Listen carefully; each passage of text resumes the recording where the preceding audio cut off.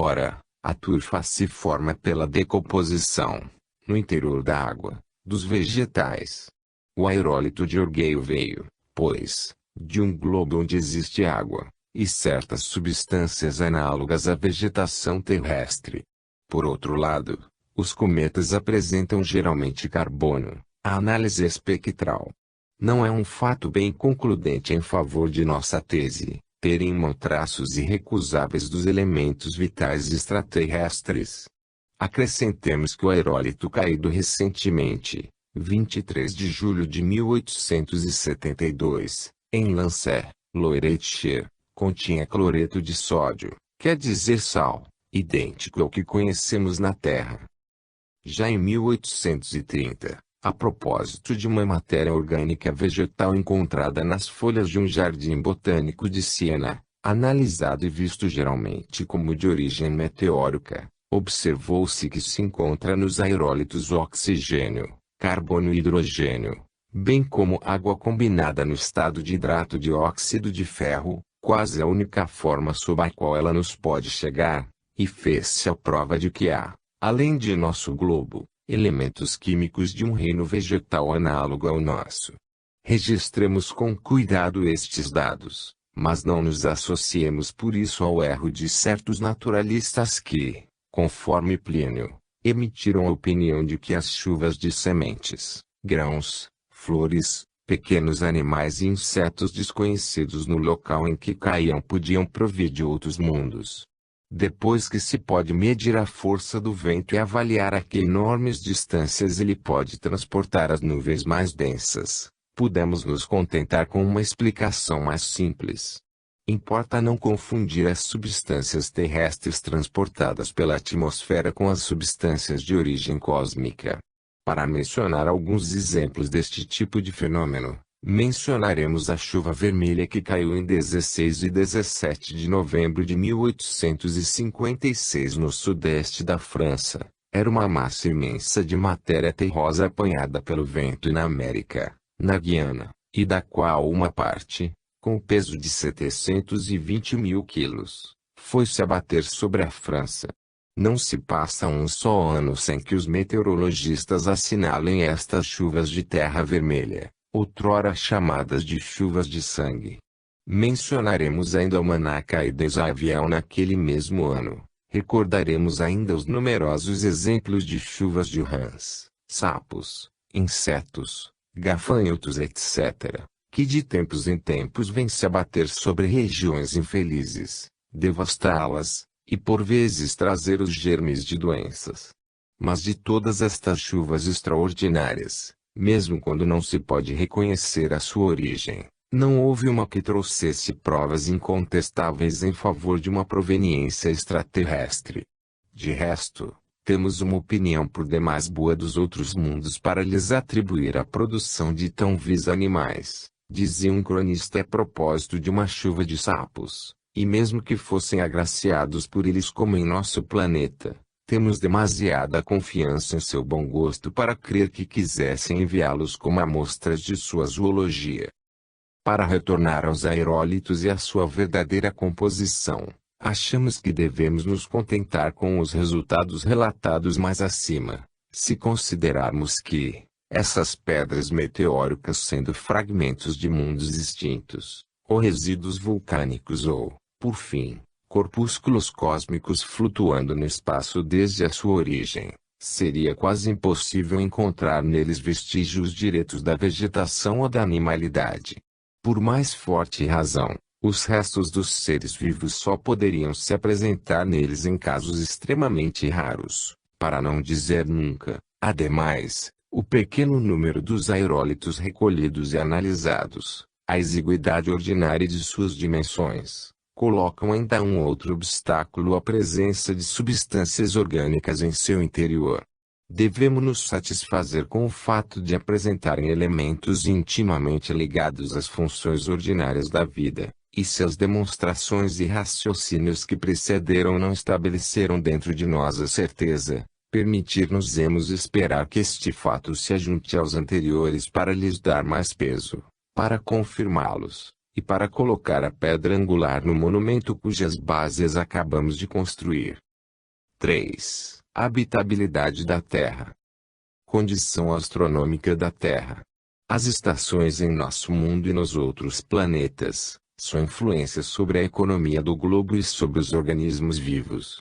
Valor e oscilações da obliquidade da eclíptica. Da excentricidade das órbitas planetárias. Sobre a suposição de uma primavera perpétua, de uma superioridade do estado primitivo da Terra e de uma melhoria para as eras futuras. Condição inferior de nosso mundo, antagonismo da natureza, desacordo entre o estado físico do mundo e as conveniências do homem, dificuldades da vida humana.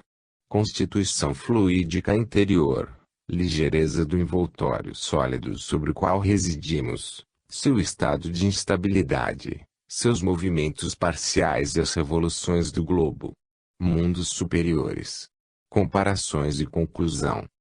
Completemos estes estudos fisiológicos por considerações tiradas da habitabilidade intrínseca de nosso globo. Não somente a natureza colocou em nossa mente a ideia da pluralidade dos mundos, não somente ela nos confirma nesta ideia nos ensinando que a Terra não é favorecida entre os outros planetas, que ela constrói habitáveis como o nosso, e que, ademais, está em sua essência propagar a vida por todos os lugares. E, em suas leis, não fazer nenhum privilégio arbitrário, ela ainda quis satisfazer totalmente nossa certeza e remover uns depois dos outros todos os argumentos de nossos antagonistas, demonstrando-nos inclusive que, para a existência humana, a Terra não é o melhor dos mundos possíveis. Dizemos, mesmo para a existência humana, pois supondo que nosso tipo geral de organismo seja reproduzido em outros mundos, reconheçamos que mesmo para este tipo há mundos preferíveis ao nosso. Não pensemos por isso que esta existência deva ser tomada como base absoluta de uma comparação geral, longe disso, mas nós o fazemos aqui para dar um ponto de partida a nossas opiniões, e para responder com uma argumentação àqueles que, fundando-se em nosso organismo, pretendem que nossa Terra é o melhor dos mundos, e mesmo o único. Na verdade, a natureza dos habitantes da Terra não é o modelo sobre o qual são construídas as humanidades estrangeiras e isto seria, como veremos, cair num grande erro que é o de tomar nosso mundo como tipo absoluto na hierarquia dos astros. Os homens desconhecidos nascidos nessas pátrias diferentes diferem de nós em sua organização física, em seu estado intelectual e moral, nas funções de sua vida individual e em sua história. No interior do estreito círculo de observações ao qual estamos circunscritos, seria loucura pretender determinar o modo de organização desses seres segundo o grau de semelhança de seu mundo com o nosso. É pois importante precisar aqui que nossas considerações devem ser tomadas em seu valor genérico, e não desviadas para aplicações particulares. Recordemos de início um fato biológico da mais alta importância, é a repetição muito frequente dos atos da vida e a imensa disparidade dos períodos que atravessam esta vida a causa mais ativa do esgotamento das funções vitais, de modo que quanto mais as estações e os anos têm extensão e semelhança, mais os organismos vivos ali encontram condições favoráveis ao prolongamento de sua vida. É evidentemente o inverso nos astros onde os períodos se encadeiam em curtos intervalos. Ora, dizíamos que, sob este novo ponto de vista, a Terra não desfruta das mesmas vantagens que certos planetas, e que ela está longe de ser o mundo mais favoravelmente estabelecido para a vida humana.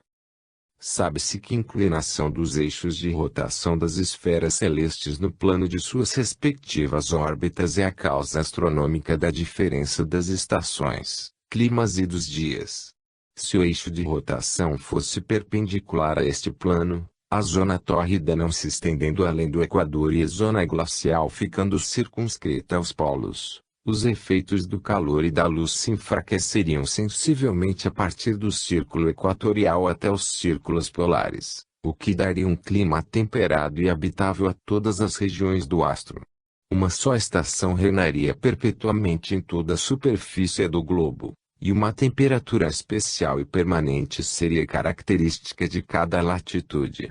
Pode-se julgar assim sobre a fertilidade de um planeta assim favorecido, sobre a facilidade com a qual as mais ricas produções do globo se desenvolveriam na sua superfície e sobre a influência de uma tal morada sobre a vida tanto material quanto intelectual dos seres pensantes. Por fim, uma divisão sempre igual entre a duração do dia e da noite acabaria por dotar um tal mundo com as vantagens mais preciosas para a prosperidade, felicidade e longevidade de seus habitantes. A poesia dessa primavera eterna nos transporta à idade de ouro da mitologia antiga, ao paraíso terrestre da Bíblia. Mas é preciso descer destas regiões afortunadas para considerar simplesmente as vantagens reais relativas à habitabilidade presente dos mundos. Se o eixo de rotação estivesse deitado sobre o plano da órbita e coincidisse com ele, ver-se-ia analogamente que a região temperada que, na posição precedente, se estendia sobre toda a superfície do planeta, desapareceria completamente no caso atual. O Sol passaria sucessivamente no zênite de todos os pontos do globo, ao qual daria as estações mais díspares e os dias mais desiguais, e propagaria alternativamente em cada hemisfério uma luz contínua e trevas permanentes, um calor tórrido e um frio glacial. Cada país seria exposto a isto de cada vez, ao longo do ano, a essas alternâncias intoleráveis. Isso daria em partilha a seus habitantes as condições mais perniciosas para o progresso e mesmo para a estabilidade de uma civilização primitiva. Estas são as duas posições extremas do eixo de rotação de um planeta, entre as quais há uma multidão de posições intermediárias. Se baixarmos os olhos sobre a posição da Terra no plano de sua órbita, observaremos que ela está longe de rolar perpendicularmente, mas que está, ao contrário, obliquamente sobre esse plano. Seu eixo de rotação está, de fato, inclinado de mais de 23 graus em relação ao perpendicular ao plano no qual se move ao redor do Sol, o que dá a nosso globo três regiões bem distintas e caracterizadas por climas especiais: a zona tórrida, as zonas temperadas e as zonas glaciais.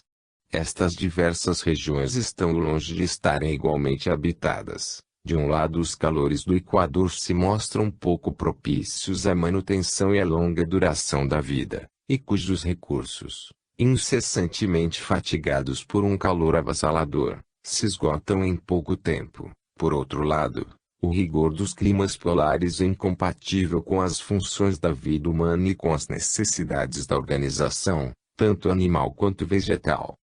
A obliquidade do Equador terrestre sobre a eclíptica, plano no qual a Terra se desloca, que resulta da inclinação do eixo de rotação sobre a perpendicular a este plano, exerce influência fundamental sobre as condições da vida dos seres vivos, e por conseguinte sobre as condições de nossa própria espécie, malgrado nossa natureza mais pessoal, mais independente e mais ativa. Esta influência se faz reconhecer sob um duplo aspecto: nas vicissitudes das estações e na diversidade dos climas. Ora, uma mudança notável nesta obliquidade, uma aproximação do eixo em relação ao perpendicular, diminuiria correspondentemente a diversidade das estações e dos climas, e indicaria, para a economia geral dos mundos onde se realizasse, condições de habitabilidade preferíveis às do nosso. É o que existe, na verdade, em outros planetas, onde a obliquidade é menor que a da Terra, e é o que torna manifesta a inferioridade de nosso estado astronômico. Resignando-se a uma ordem que ela não pode modificar, escrevia um filósofo que seria maior hoje em dia se não quisesse ter sido tão grande durante sua vida, e sobretudo no fim dos seus dias. A humanidade não lhe reconheceria a perfeição absoluta que exigia naturalmente o otimismo teológico, isto porque melhores disposições podem ser facilmente imaginadas, e se encontram até mesmo estabelecidas alhures. Em vão a filosofia antiga tentaria esquivar-se a esta evidente dificuldade, alegando a pretensa solidariedade de nossa real obliquidade da eclíptica com a economia geral do nosso sistema solar. Uma sã apreciação direta, especialmente confirmada pela mecânica celeste, demonstra claramente que um tal elemento constitui, em cada planeta, um dado essencialmente independente de todos os outros, e, por mais forte razão, um dado sobre a disposição efetiva do resto do mundo. Em relação aos climas, ainda mais que no que se refere às estações, nenhum bom intelecto pode contestar hoje que se os esforços materiais da humanidade combinados pudessem algum dia endireitar o eixo de rotação de nosso globo sobre o plano de sua órbita, as disposições existentes seriam realmente melhoradas, desde que este aperfeiçoamento fosse operado com toda a sabedoria, pois que a Terra assim viria a ser mais habitável. Reconhecendo que nossa ação, sempre mais limitada que nossa concepção, cumprisse uma tal operação mecânica, importa que nossa resignação a inconvenientes que não podemos evitar não degenere em uma admiração tola das mais evidentes imperfeições. Palavras judiciosas, seguramente, mas às quais não se deve dar uma importância exagerada em sua aplicação exclusiva à Terra, pois aqui há uma questão fundamental de fisiologia a examinar e a resolver. Colocaremos de lado, inicialmente, essa ideia romanesca de correção da obliquidade da eclíptica. Todo homem da ciência a repeliria a priori como uma utopia de primeira ordem, e não pensemos que o próprio Comte jamais a tenha levado a sério. Nossos esforços para modificar a posição da Terra equivaleriam aos que produziriam as formigas, se extenuando para fazer girar a cúpula do Panteão. Não vamos tratar aqui da realização de uma hipótese irrealizável, mas devemos examinar qual é a influência da obliquidade da eclíptica sobre o estado da vida na superfície de cada mundo. O único exemplo que podemos tomar é o da Terra, o único globo cujo estado de vida nos é conhecido. Ora, sobre nosso mundo, as funções da vida estão intimamente ligadas à sua condição astronômica. A natureza vegetal que serve de base para a alimentação dos animais e do homem se renova segundo o curso das 4 estações. Com a vinda do inverno, que representa um período de sono aparente, durante o qual se cumpre um grande trabalho oculto de elaboração, a primavera vê o renascimento dos seres e meio de sua juventude, o verão faz suceder os frutos às flores, o outono os amadurece e permite sua colheita. E a vida dos grandes vegetais que, sem perecer, vêem cair sua folhagem e desaparecer toda sua vestimenta antes do inverno, para se revestir, na estação primaveril, de um novo tosão semelhante ao precedente. A vida das plantas menores está ainda mais intimamente submetida aos movimentos das estações, e sofre mais completamente a sua influência. O trigo, por exemplo, que alimenta na Europa 1/4 do gênero humano, o milhete, o milho, outras gramíneas, que nutrem sul da Europa, Índia e os países tropicais, o arroz, o douro e outras substâncias alimentares são outras tantas plantas chamadas anuais pelos botanistas, porque devem ao inverno a faculdade, muito preciosa para nós, de morrer para renascer na primavera. Sem inverno, o trigo ou os outros cereais não dariam espigas e não permitiriam as úteis colheitas às quais devemos uma parte de nossa subsistência. Este fato está fora de discussão, e temos o exemplo na diversidade da alimentação da qual se observa a sucessão de nossas latitudes até o Equador. Mas não é só ao inverno que devemos nossas espigas de ouro do mês de julho e nossas opulentas colheitas, e ainda a estação oposta, o verão, que coloca uma distância correlativa entre sua temperatura média e a da primavera. O trigo exige, para amadurecer, 2.000 graus de calor, acumulados a longo prazo, a vinha, mais ainda, a cevada, apenas 1.200. Ora, apenas a temperatura de nossos equinócios não seria suficiente para amadurecer estes cereais. Nossas plantas foram feitas para nosso globo e para a condição na qual ele se encontra, e tudo nos demonstra, segundo uma expressão do Dr. Oefer, que todos os corpos da natureza devem suas propriedades às condições ordinárias nas quais se encontra o globo que habitamos. Liames indissolúveis associam os seres terrestres à Terra, E é incontestável que qualquer transformação na intensidade relativa das estações levaria a uma transformação imediata nos fenômenos da vida do globo.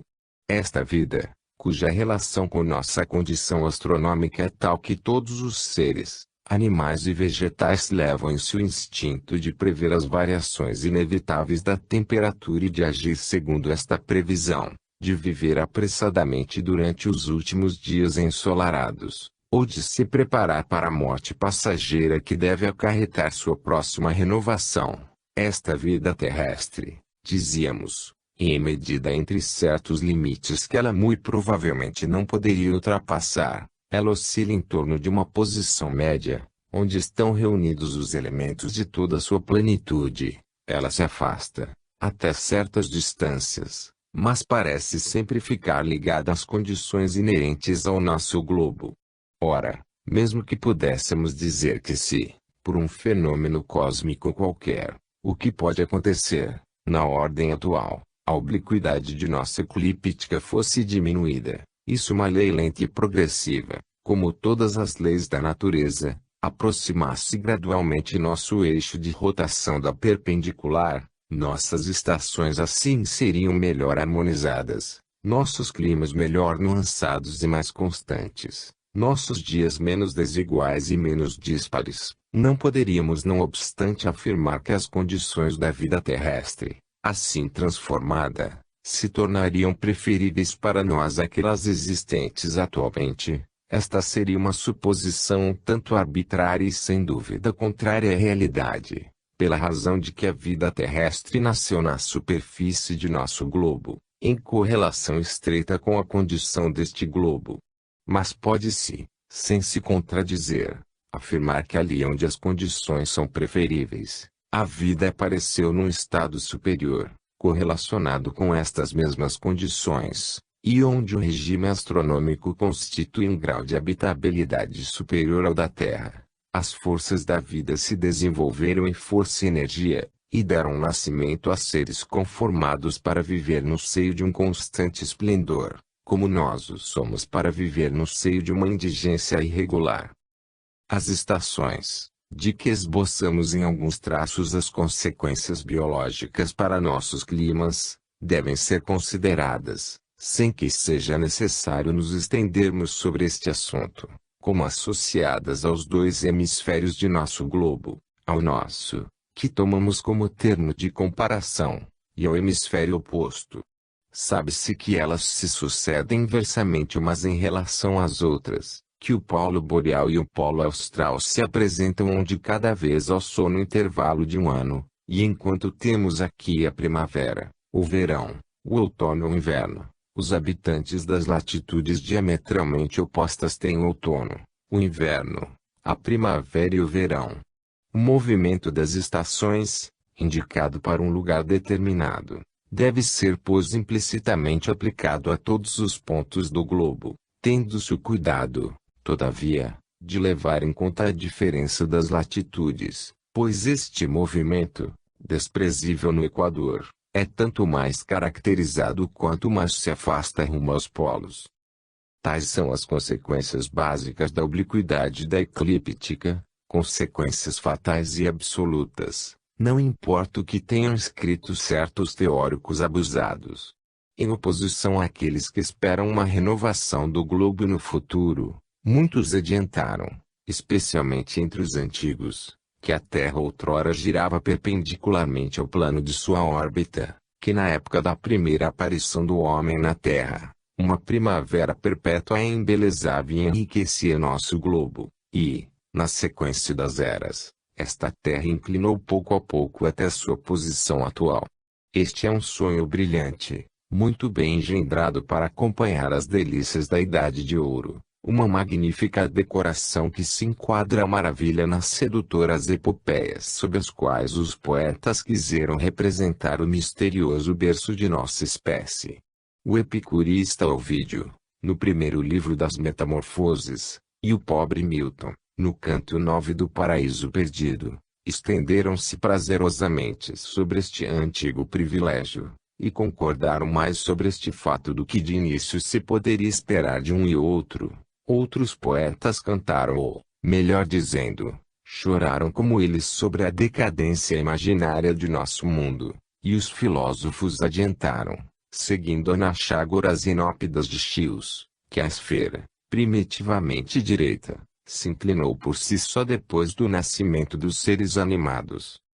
Pode-se afirmar hoje que todas estas teorias não têm nenhum fundamento. Os grandes trabalhos de Euler, Lagrange e Laplace estabeleceram que a variação do eixo terrestre está encerrada entre certos limites, e que a obliquidade da eclíptica oscila apenas alguns graus em torno de uma posição média.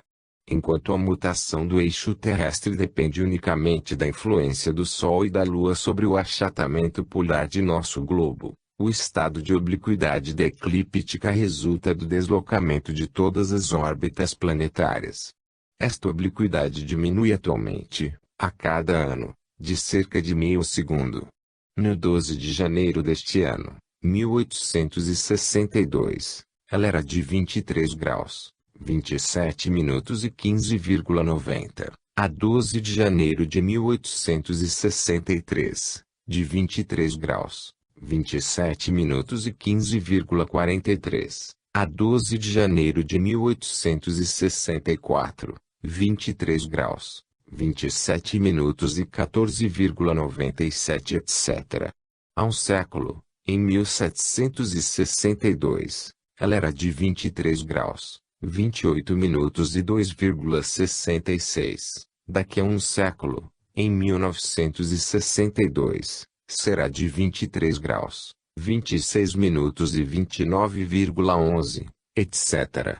Mas esta diminuição, que é constante e que se pode calcular para uma série de séculos, está longe de ser invariável para um grande lapso de tempo. É uma série decrescente, e chegará uma época em que ela será completamente anulada, e em que a obliquidade retomará movimento inverso, para crescer gradualmente até um certo limite.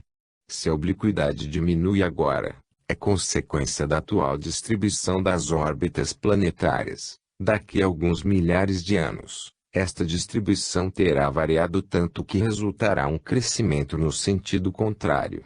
Assim, este elemento astronômico é, como todos os outros, relativamente constante, e não é possível se apoiar sobre nenhum fato científico para afirmar que numa época recuada as condições de habitabilidade da Terra foram superiores às de hoje, assim como não se pode esperar para o futuro uma melhora de nossas condições físicas de existência. A teoria que acabamos de expor sobre a marcha e o valor das estações enfoca este problema sob seu ponto de vista mais importante, como uma das consequências da obliquidade da eclíptica.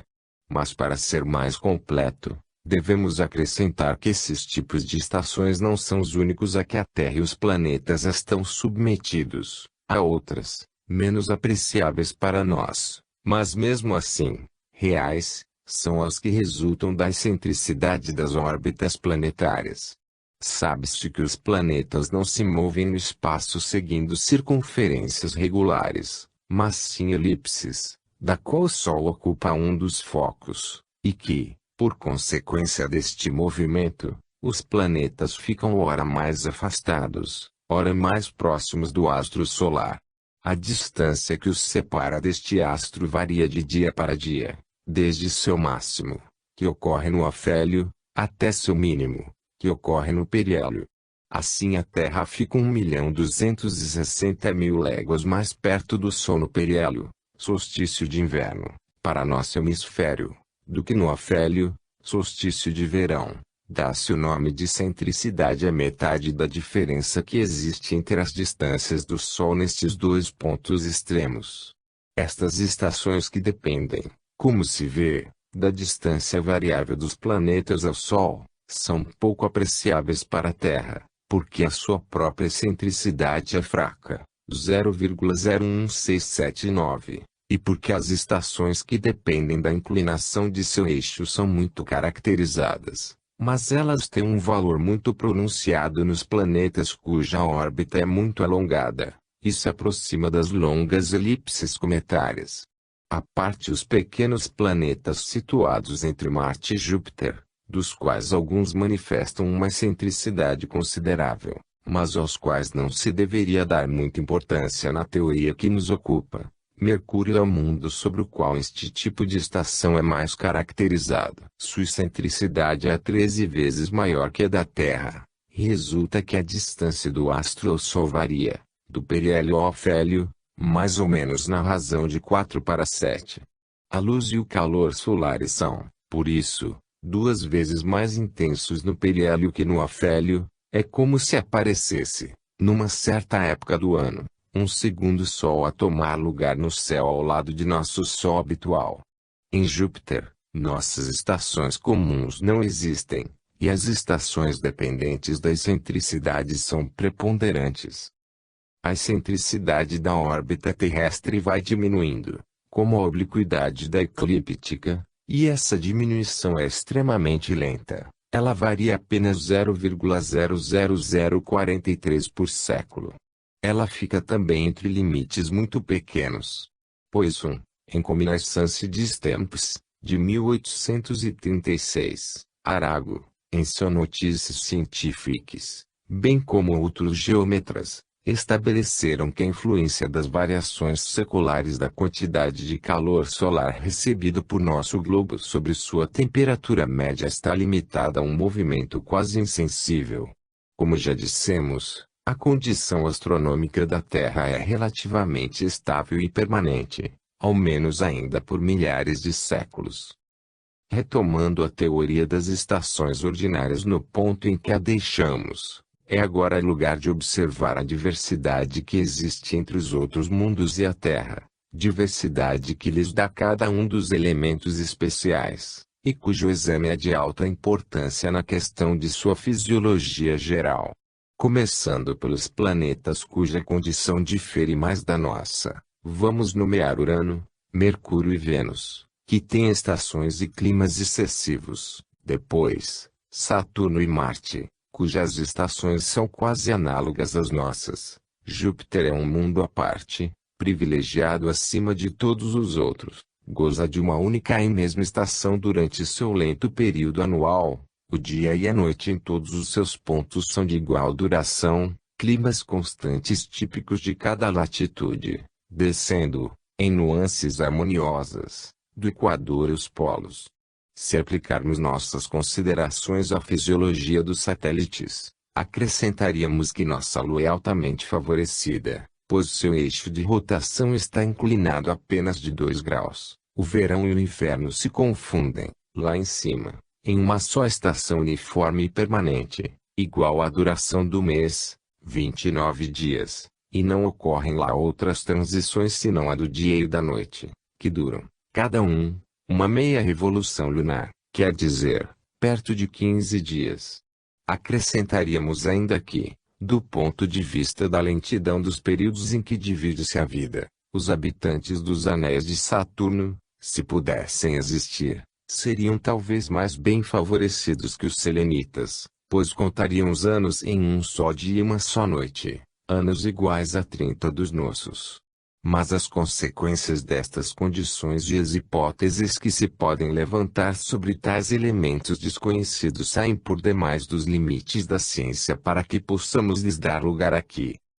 Ora, dizíamos que de todos os planetas, o mais favorecido sob o aspecto do regime astronômico que examinamos aqui, como sob a maioria dos que examinamos precedentemente, é o gigantesco e magnífico Júpiter, cujas estações, graduadas em nuances insensíveis, ainda têm a vantagem de durar 12 vezes mais que as nossas.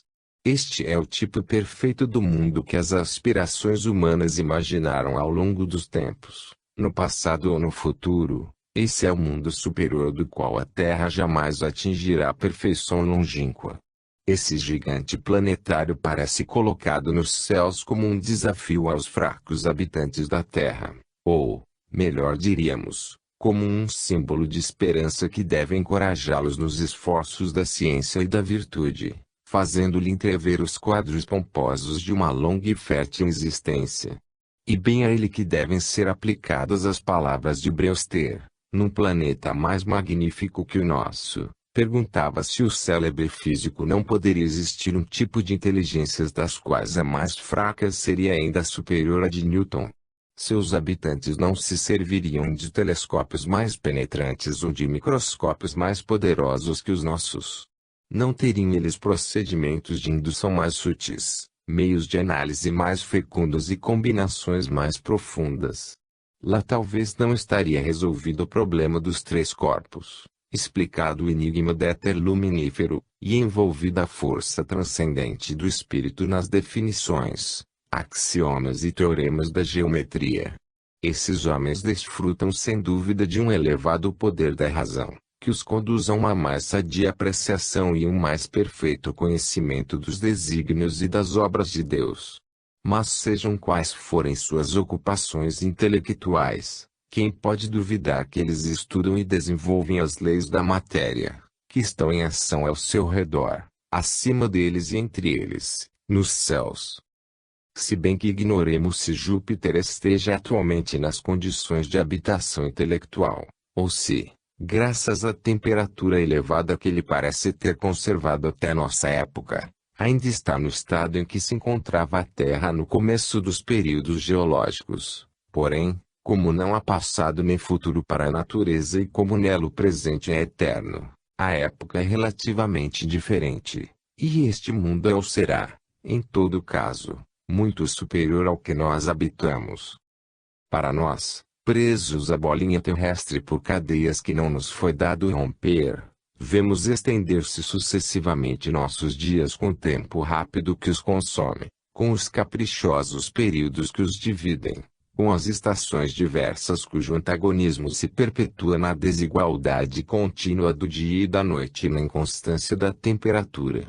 Quanto à condição da Terra está afastada daquela desse mundo que considerávamos inicialmente, onde os dias sucedem aos dias, os anos aos anos, segundo períodos iguais e constantes. Mundo do qual se aproxima no mais alto grau o esplêndido Júpiter, mundo que existe certamente na multidão dos planetas que circulam em torno dos sóis do espaço, mundo onde, ao abrigo das transições de calor e de frio, de secura e de umidade, e das variações incessantes do equilíbrio da temperatura, as funções da economia viva se cumprem sem perturbação e, longe de se opor às operações do pensamento, se erigiram em protetoras da inteligência. Longe de nós o pensamento de terminar este estudo com lamentações sobre nossa pobre condição humana. Mas não seria, mesmo assim, inútil constatar aqui, por fatos irrecusáveis, que a Terra está longe de ser o melhor dos mundos possível. De todos os lados, a natureza luta contra o homem, em lugar de ajudá-lo em seus objetivos, e muitas vezes um adversário que devemos dominar com todas as nossas forças e sobre o qual devemos estender o nosso império. Nosso regime, diz um filósofo contemporâneo numa obra que todos deviam conhecer, pode se traduzir por um único fato: que fomos obrigados a abandonar o ar livre dos campos para nos refugiar em lugares mais agradáveis. A natureza terrestre só nos dá uma péssima hospitalidade. Não somente ela não nos oferece belezas que não sejam em algum lugar prejudicadas por feiuras, mas, sem consideração por nossas necessidades, depois de se comprazer em nos acariciar por um instante, caprichosamente se dedica a excessos climáticos que não podemos suportar sem dor, e nos reduz a nos proteger de seus ataques, tentando conservar os seus benefícios. Eis que chegamos, graças à força de nosso trabalho, ao interior de casas bem construídas. Aqui, fazemos um mundo à parte, submetido às nossas leis, tão independente do exterior quanto exigem nossas conveniências, e no qual, desafiando as intempéries, deixamos escoar à vontade dias agradáveis. Todavia, nossa habilidade não impediria que, se quiséssemos desfrutar de todo o território que nos é atribuído, precisaríamos aguentar, ao sabor da natureza, o frio e o calor. É uma das fatalidades de nossa atual morada, e não parece que nossa força crescerá o suficiente para reprimi-lo. A constituição fundamental da Terra não nos deixa alternativas senão escolher entre duas escravidões: a das estações, ou a da casa. Abarquemos, se possível, com um só olhar, a população humana que cobre a Terra, e constatemos que este globo está longe de ser conveniente para o homem e que a esterilidade de seu planeta o força, a este rei da Terra, a empregar a maior parte de seu tempo à aquisição dos meios de subsistência. As plantas de que se alimenta devem ser semeadas, cultivadas e preparadas. Os animais de que se serve para suas numerosas necessidades devem ser abrigados por ele contra a intempérie das estações. Ele precisa construir casas, preparar seus alimentos, dedicar-se a cuidados assíduos e tornar-se um escravo. Só, em meio à natureza, o homem não recebe dela o menor auxílio direto. Ele utiliza dela o melhor possível suas forças cegas e se encontra com o que viver sobre a terra. É por um trabalho contínuo e não em virtude das boas disposições da natureza. Nós a vemos, essa mesma natureza terrestre, engolir, a cada ano, milhares de homens que vão procurar a alimentação do progresso no ultramar, sacudir e destruir num piscar de olhos as cidades onde estabeleceram centros de civilização, dessecar os produtos da terra por um calor tórrido ou inundá-la com chuvas torrenciais e com o transbordamento dos rios, ou semear a morte sobre vastas regiões açoitando-as com as mais temíveis tempestades. Contemplemos essas multidões ofegantes e curvadas para a terra, fatigadas por um trabalho muitas vezes estéril, e cuja inteligência está fechada para as belas e nobres aspirações do pensamento pela implacável necessidade. Passemos nossos olhares perscrutadores sobre a superfície do globo terrestre, em todos os lugares, o mesmo e desolador espetáculo. E se encontramos aqui e ali palácios onde o luxo rebrilha, interroguemos este luxo para saber a que preço ele foi reunido, analisemos, se possível, as fadigas que custou. E nos mesmos palácios onde resplandece sua suntuosidade, que nossos olhares penetrem esses revestimentos de ouro, e encontraremos olhos que choram.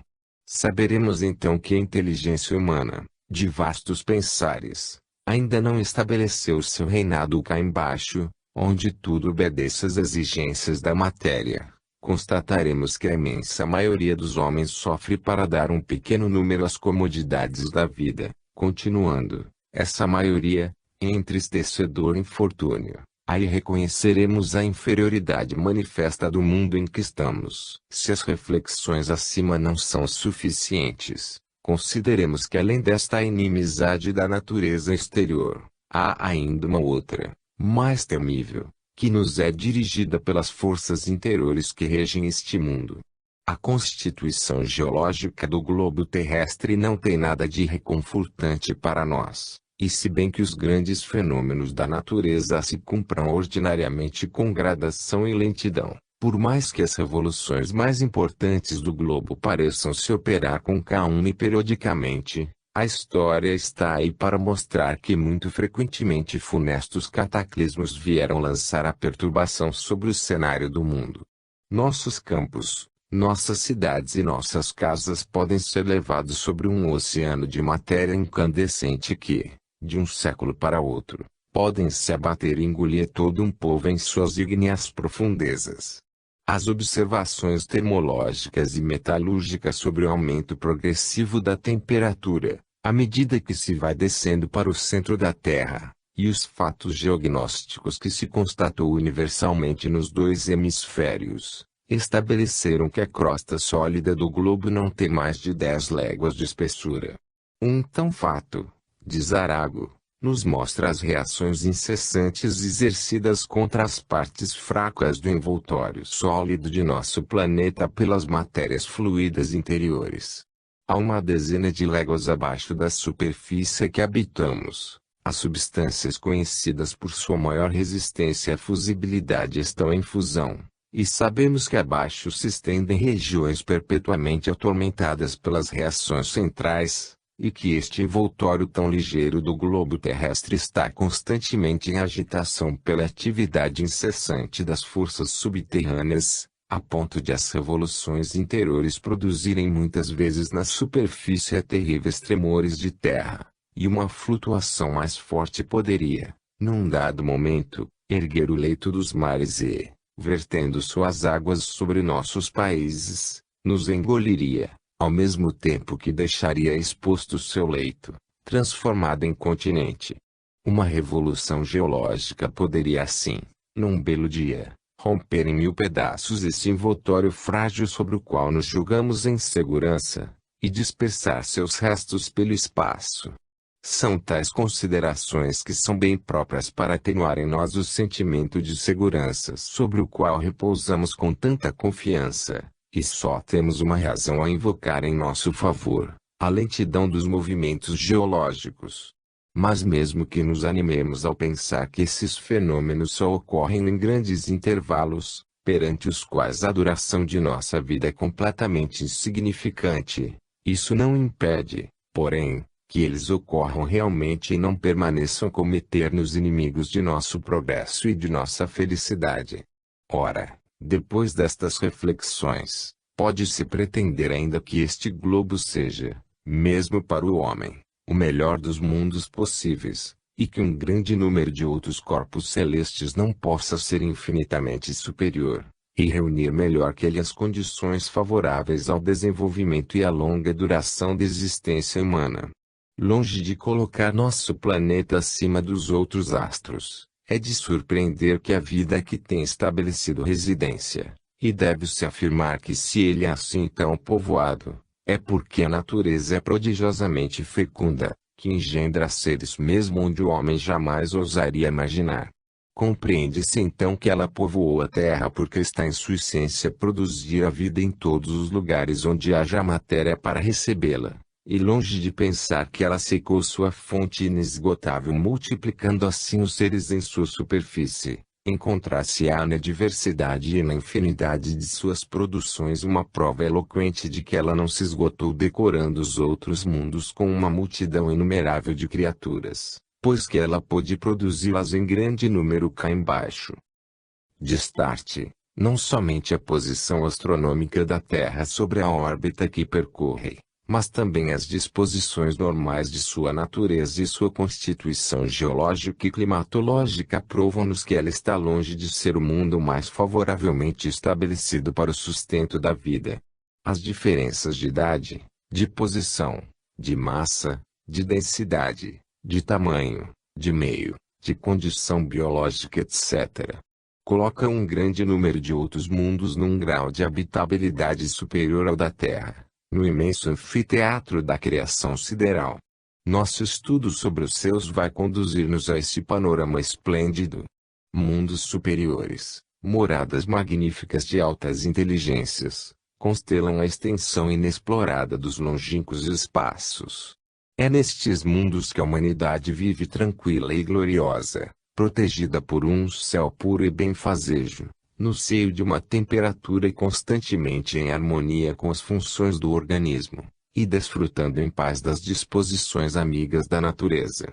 Uma primavera eterna, talvez mais diversificada por encantos sempre renovados do que as nossas estações mais variadas, decora esses mundos afortunados, onde o homem fica livre de toda ocupação material, e isento das necessidades grosseiras inerentes ao nosso organismo terrestre, onde, em lugar de mendigar seu alimento em meio aos restos de outros seres, está dotado de órgãos que o aspiram insensivelmente do meio vital, onde, em lugar de estudar penosamente a ciência do mundo, sentidos mais delicados e um entendimento mais perfeito revelam as maravilhas da criação e suas leis universais.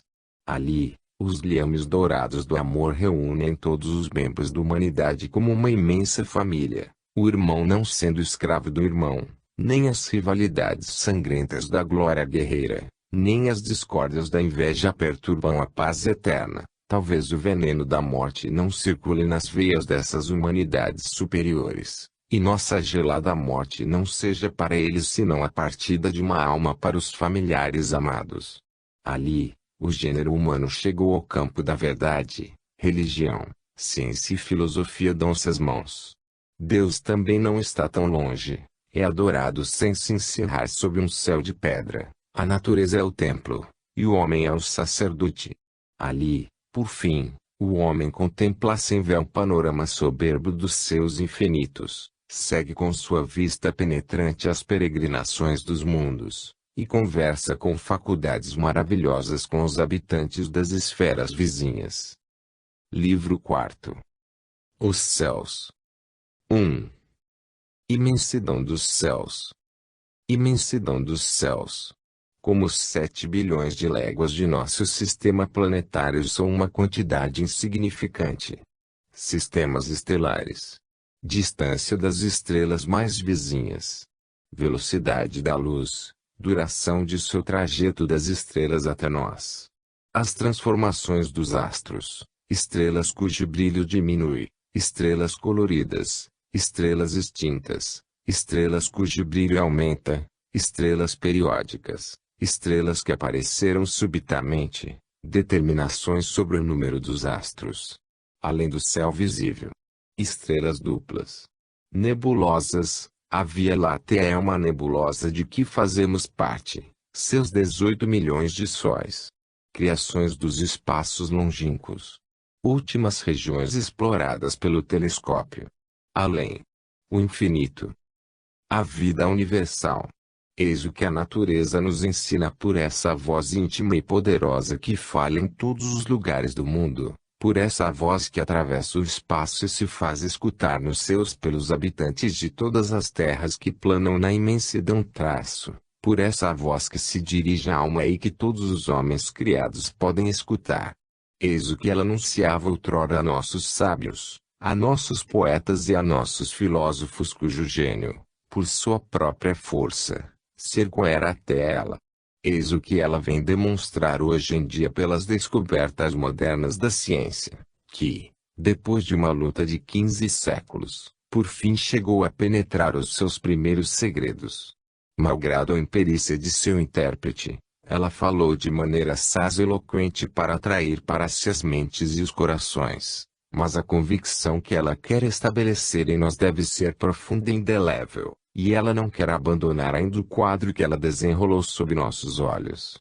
Admite-se agora, pelo menos o esperamos, que a pluralidade dos mundos não pode não existir, e se não se pode especificar que este ou aquele mundo em particular seja hoje necessariamente habitado, é preciso ao menos admitir, em tese, que a habitação dos mundos é seu estado normal.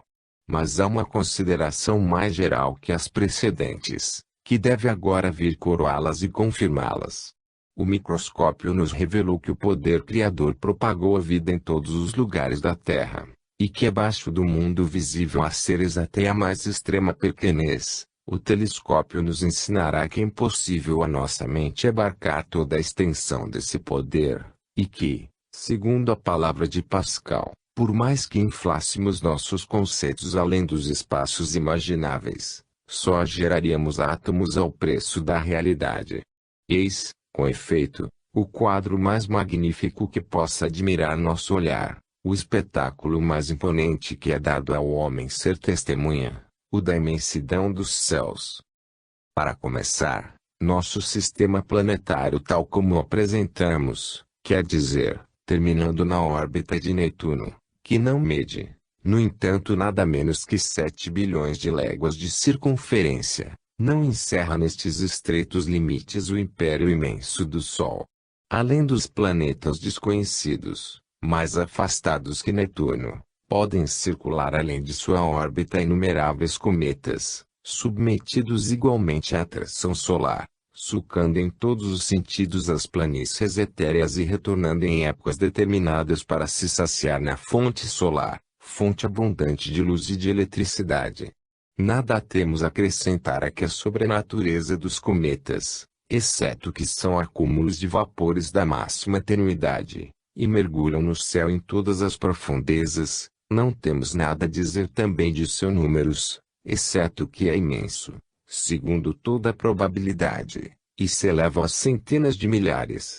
Mas para dar uma ideia da extensão do domínio do Sol, pela extensão da órbita de certos cometas, Recordaremos que o grande cometa de 1811 emprega 3.000 anos a cumprir sua revolução, e que o de 1680 só cumpre sua revolução depois de um curso ininterrupto de 88 séculos, que o primeiro desses astros se afasta a 13 bilhões e 650 milhões de léguas, e o segundo, a mais de 32 bilhões.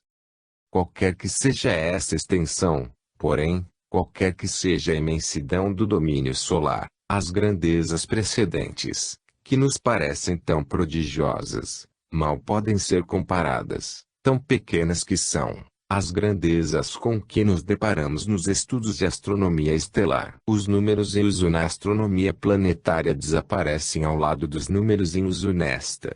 Aqui, e sempre que possível, não se conta mais em léguas ou milhares de léguas. Toma-se por unidade o raio médio da órbita terrestre, igual, como se sabe, a 37 milhões de léguas. Cada estrela do céu é um sol brilhando com sua própria luz.